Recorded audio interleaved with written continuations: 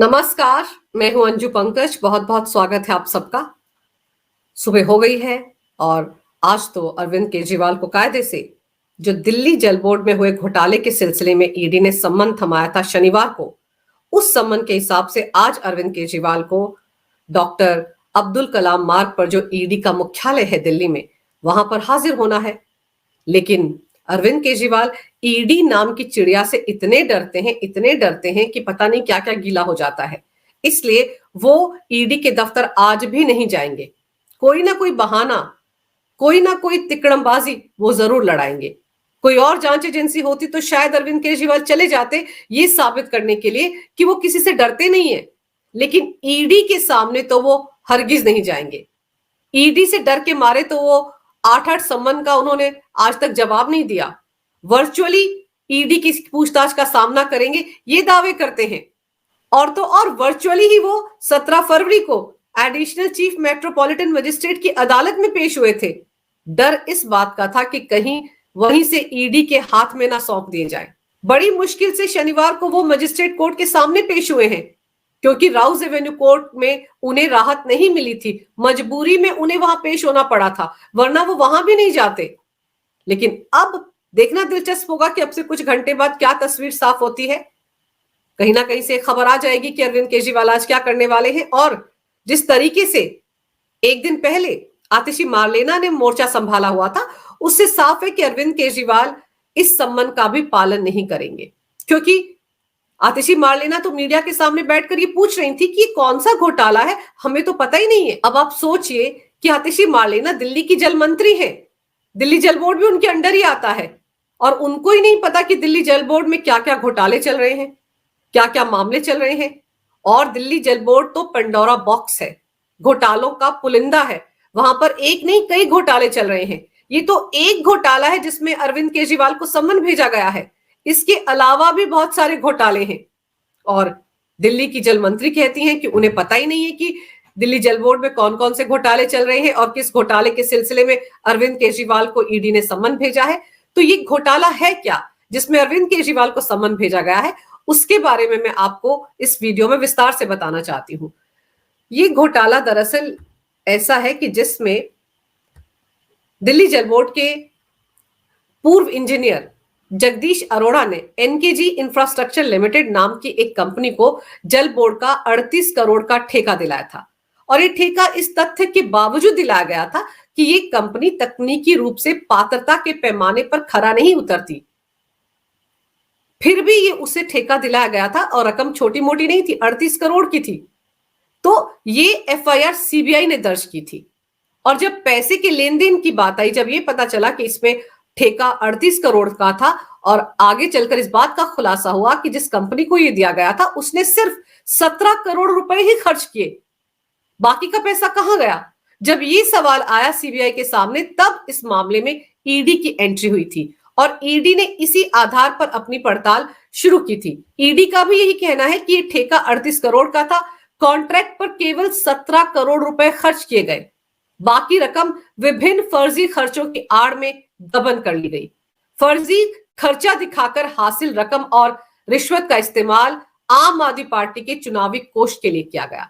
ये कहा जाता है कि ये जो 38 करोड़ और 17 करोड़ के बीच का गैप है, ये पैसा आम आदमी पार्टी के चुनावी कोष में गया है।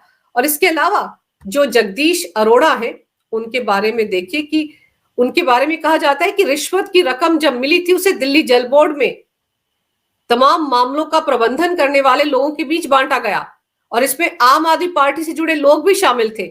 आरोप यह है कि ये रिश्वत की रकम आम आदमी पार्टी के चुनावी कोष में जमा की गई।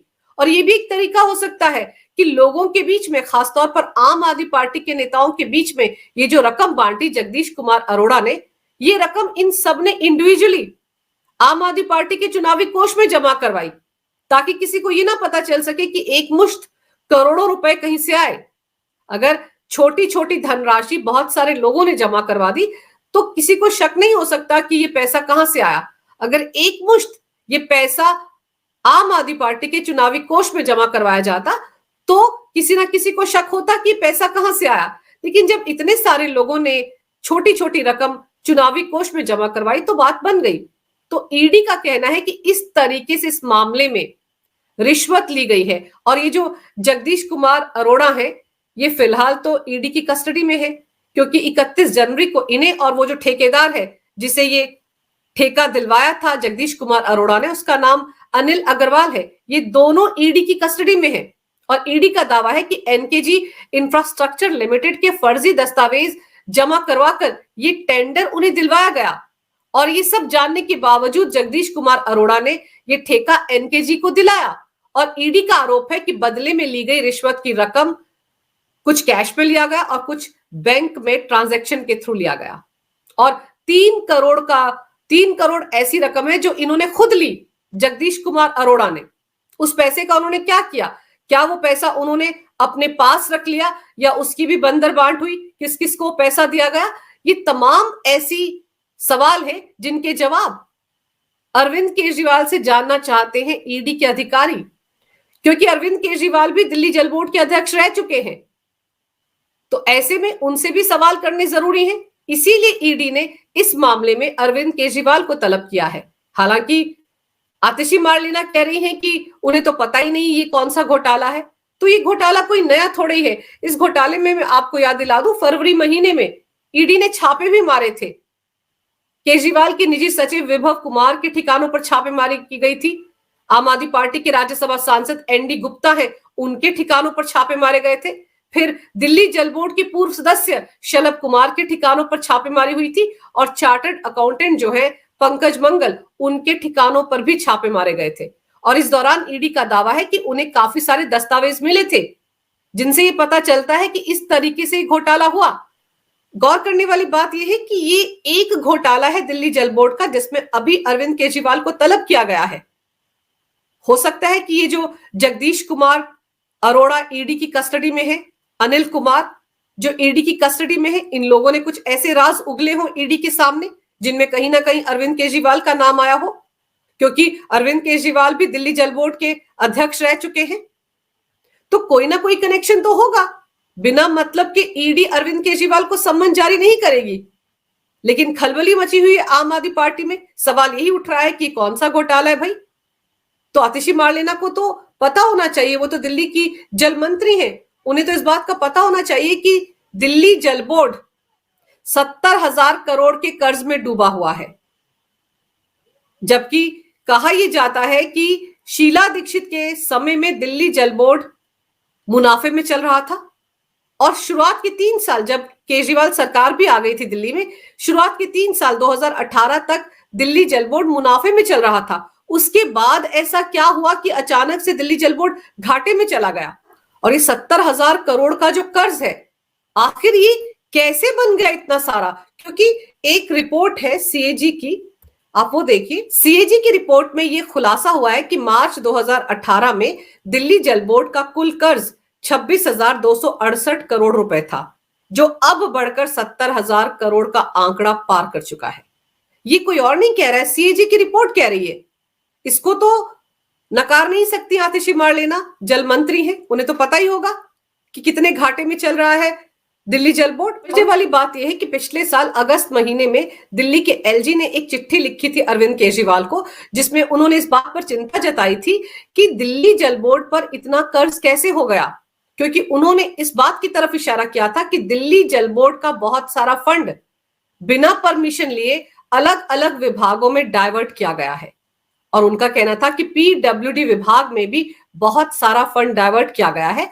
तो ऐसे में सवाल ही उठता है कि दिल्ली सरकार की जो फ्लैगशिप योजनाएं चल रही हैं, खासतौर पर ऐसी योजनाएं जिन्हें आम आदमी पार्टी ये मानकर चलती है कि उसका उन्हें फायदा मिलेगा आने वाले लोकसभा या विधानसभा चुनाव में, जैसे कि मोहल्ला क्लिनिक है, उनके बारे में भी तो खुलासा हुआ है ना कि किस तरह से वहां पर फर्जी टेस्ट किए जाते थे।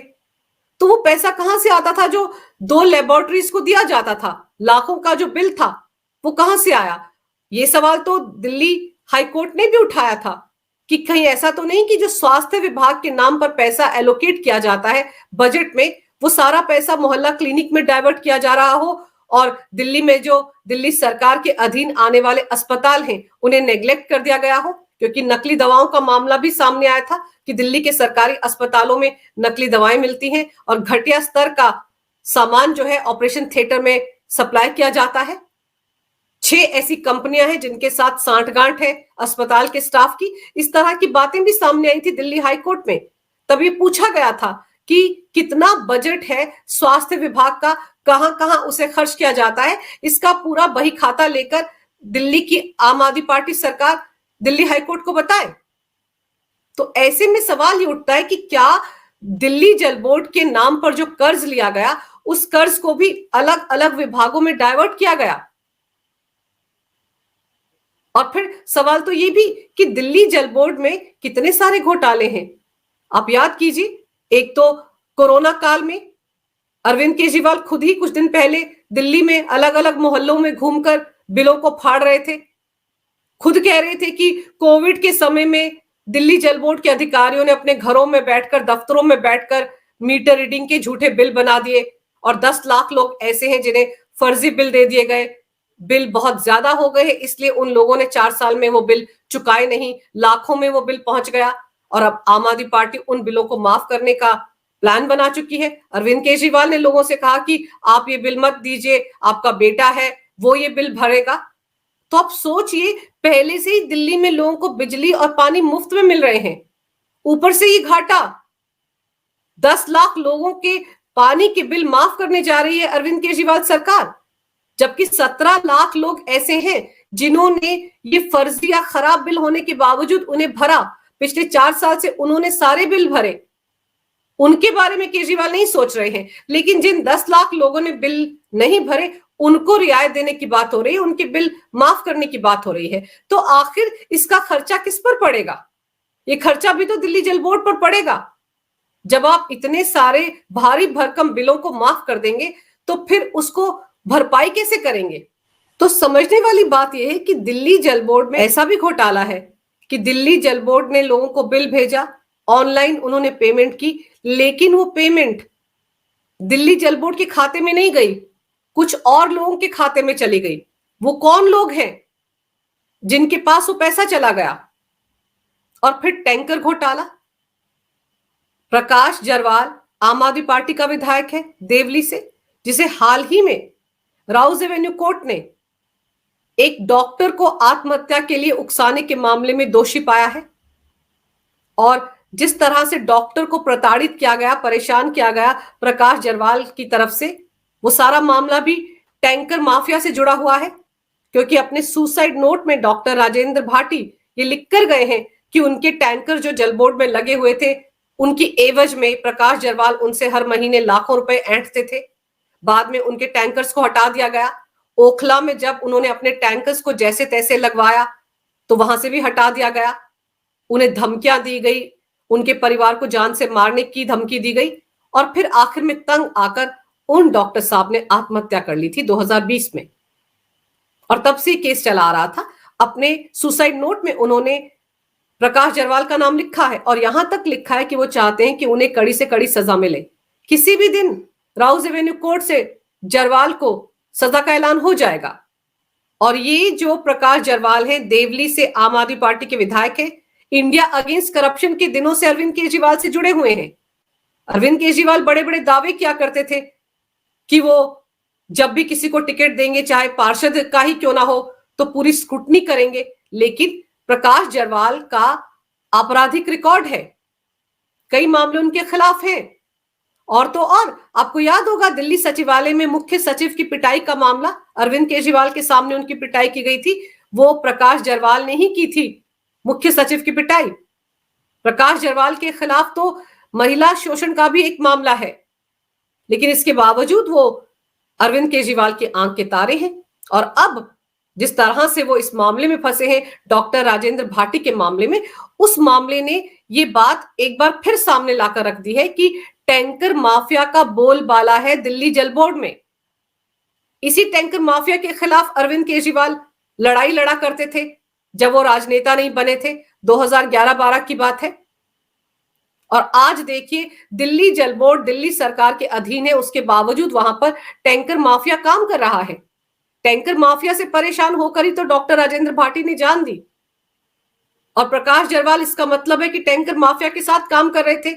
ये आरोप बीजेपी आम आदमी पार्टी पर लगाती है कि टैंकर माफिया के साथ सांठगांठ है आम आदमी पार्टी के नेताओं की। दिल्ली जल बोर्ड में किसी को भी ठेका तब मिलता है अगर उसका आम आदमी पार्टी के साथ कनेक्शन हो, वरना किसी को कोई टेंडर नहीं मिलता है। और ये जो जगदीश कुमार अरोड़ा वाला मामला है वो भी इसका जीता जागता प्रमाण है कि एनकेजी इंफ्रास्ट्रक्चर वो उन शर्तों पर पूरा नहीं बैठती थी जिन शर्तों के हिसाब से वो 38 करोड़ का टेंडर दिया जाना था, लेकिन इसके बावजूद सांठगांठ करके उस कंपनी को टेंडर दिया गया और बदले में उससे मोटी रकम वसूल की गई। तो फिर किस मुंह से कहती हैं आतिशी मारलेना कि ये कौन सा घोटाला है, हमें तो पता ही नहीं है।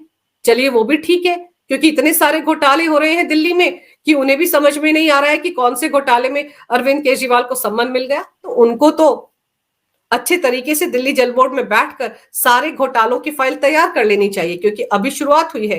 ये पहला मामला है जिसमें अरविंद केजरीवाल को सम्मन गया है। अभी तो पंडोरा बॉक्स खुला है, अभी तो दिल्ली जल बोर्ड के घोटालों का पिटारा खुला है, अभी तो और घोटाले सामने आएंगे, उनमें और लोगों को भी सम्मन भेजा जाएगा। और वो दिन दूर नहीं है जब आतिशी मारलेना को भी इस बारे में सम्मन भेजा जा सकता है, क्योंकि जल मंत्री वो है। अगर इस घोटाले में अरविंद केजरीवाल जो दिल्ली के सीएम है, जो किसी फाइल पर दस्तखत नहीं करते हैं लेकिन दिल्ली जल बोर्ड के अध्यक्ष रह चुके हैं, उन्हें सम्मन भेजा जा सकता है, तो जो मौजूदा जल मंत्री हैं उनको भी सम्मन भेजा जा सकता है। तो देखना दिलचस्प होगा कि अरविंद केजरीवाल आज क्या करते हैं। वैसे इतना तो साफ है कि वो ईडी के सम्मन का जवाब नहीं देंगे, लेकिन इसकी आड़ में किस तरह के आरोप बीजेपी पर लगाए जाएंगे, मोदी सरकार पर लगाए जाएंगे, क्या नया ट्विस्ट दिया जाएगा पूरे मामले में, वो देखना दिलचस्प होगा। अगर आपको ये वीडियो अच्छा लगे तो कृपया इसे लाइक करें, शेयर करें। अगर आप पहली बार मेरे चैनल पर आए हैं तो कृपया मेरे चैनल को सब्सक्राइब करना ना भूलें। मेरे चैनल को अपना पूरा समर्थन दें। ये वीडियो देखने के लिए बहुत बहुत धन्यवाद। नमस्कार। भारत माता की जय हो। वंदे मातरम और जय श्री राम।